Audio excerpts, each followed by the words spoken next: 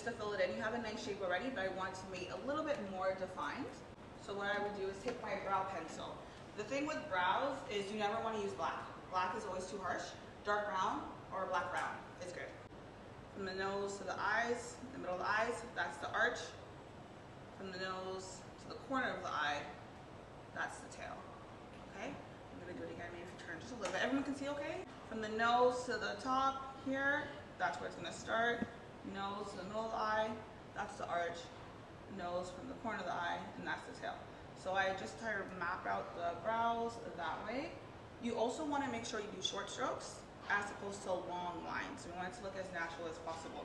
Yes. Honestly, the NYX one is really good, especially for the price point. I love it. NYX. Today what I'm going to do is I'm just going to take a little bit of the foundation, put it all over her lid, especially because it's every day, we don't have much time. And then I'm going to go in with the eyeshadow palette. Okay, so this palette here, I love it. It's from BISC Cosmetics, and it has all these beautiful shades, okay? One thing I like about this palette is like you can use this as your blush. Like don't be afraid to use shadows as your blush or as your contour. We can use this as our contour as well, right? We can use this as our contour for our nose. Use it for highlight as well on the cheekbones. Every day, I probably would want to do something like this. Nice soft bronze. Here, I'm going to give you a lot of tips. Take what you can. Shimmer products, you don't want to go into the crease. We always want to make sure it just goes straight on the lid. My problem is closing my eyes to put that on. I know. Look down. It actually helps. You can go like this and look down and then put it on. Your shimmer for evening, or can we use shimmer in daytime? Because I try to. You can definitely use shimmer for daytime as well. As long as it's like a neutral. Browns, I think that looks really nice. Cut crease? Do you do a cut crease? I love cut crease, but that's definitely more evening. Okay, yeah. I love cut crease. What's cut crease? I'll show. Oh yeah, honestly. I'll show you what it looks like. More technical, and to be honest, I feel like it's very trendy. And so, if you're getting married, I would never recommend doing a cut crease. I think it's like when it's a very sharp line. I don't know, I'll show you a picture. Yeah. Next, what I want to do is just take this brown shadow. I'm going to put it in the outer corner just to add a little depth to the eye and then wrap it into the crease. Okay? So corner, wrap around. This is just helping to sculpt the eye, give a little bit more dimension. But as you can see, it's still very everyday appropriate, right? Go ahead and open. See? Very pretty. And like I said, I'm using this palette because I want to try to keep it every day, not having to grab so many things on my vanity. I just want to make sure everything is already here, and this palette definitely can support that. And then after this, the next thing I would do is lips and then call it a day. I feel like this is a really pretty polished look. Her skin looks flawless. Because she mentioned that her skin is more on the oily side, depending on how oily it is, I might set it with a powder. If it's not super oily, then I'll just leave it because it is a matte foundation. Important as well is lip liners, browns. Does anyone have a brown lip pencil? I love your lip color. That's pretty. Thank you. Yeah. I have this one. I don't have the brown. I do have brown. Is that chestnut? There we go. That's the one. Ding, ding, ding. That is my all-time favorite brown for women of color. I highly recommend you get that one as well. What brand is that? That's from BISC Cosmetics. Chestnut is staple because you can do a red with that, you can do a pink, a nude, whatever you like. It just blends really nicely with our skin. And at the bottom of it, you can blend it as well really easily. Like I said, I like to keep everything super simple. So I'm actually going to use this palette again for the lips. So I'm going to take this darker brown. Really? I did that even for my lips today too. I never have thought. Yeah, I like every day we don't have time, right? One palette, nice and easy. We're going to take this, even take this one or this one depending. We're going to start to create a line.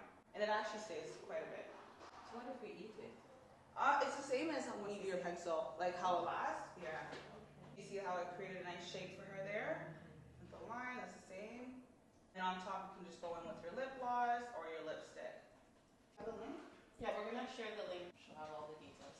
Colors are very pigmented. They suit us. Do what is the brush? Tomorrow, I choose you.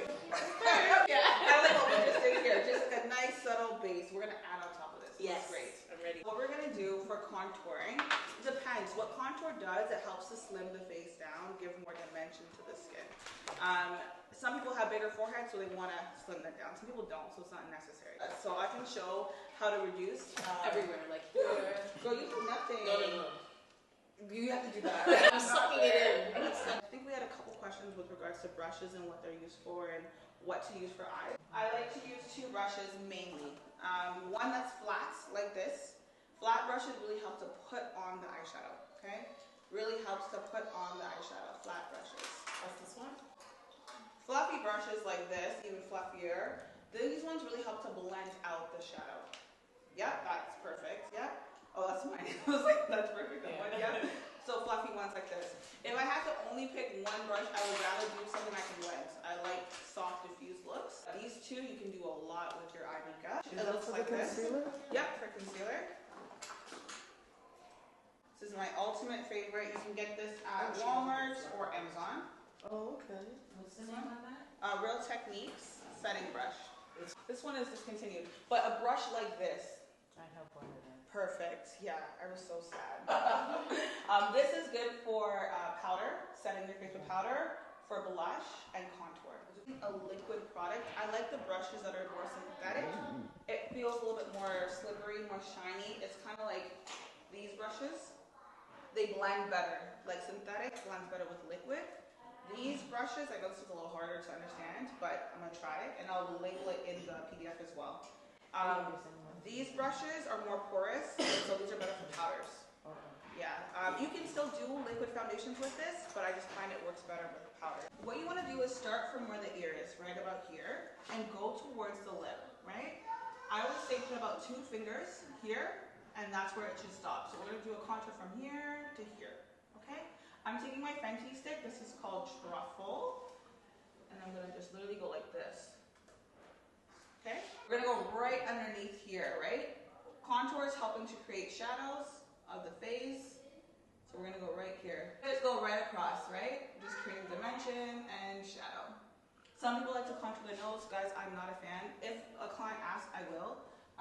But I like nose. I don't know. Okay, we're going to contour her nose. With contouring the nose though, you don't want to use the stick directly, you want to use a smaller brush because the nose is smaller, right? So we're going to go towards the nose, the ear to the lip again, about here.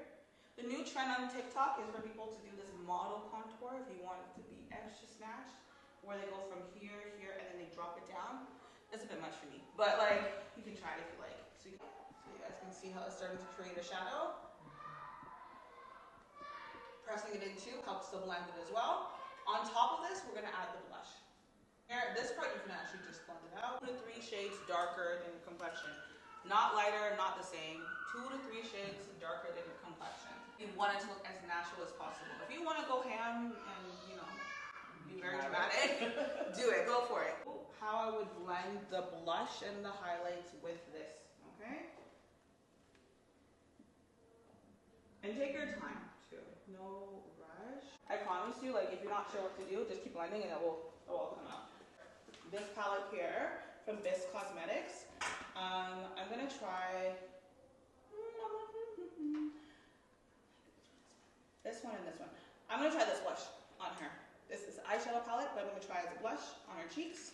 Same brush. I'm not picky. I can do a whole face with 5 brushes. I don't say you need to have so many brushes. Okay, just taking this, and we're gonna just tap. You guys can see. And now I'm gonna show you with the blending. See, that's a lot, right? We're gonna take the brush, fluffy one I was recommending before, and literally of upwards, never down, never like this. This is what I learned from Tom Ford. I used to work at Tom Ford. They say the blush tells the lips what to do. So we want to make sure that if the blush is pink, the lips are pink. If the lips are red, the blush can be like red, burgundy, bronze, right? This is like a highlight.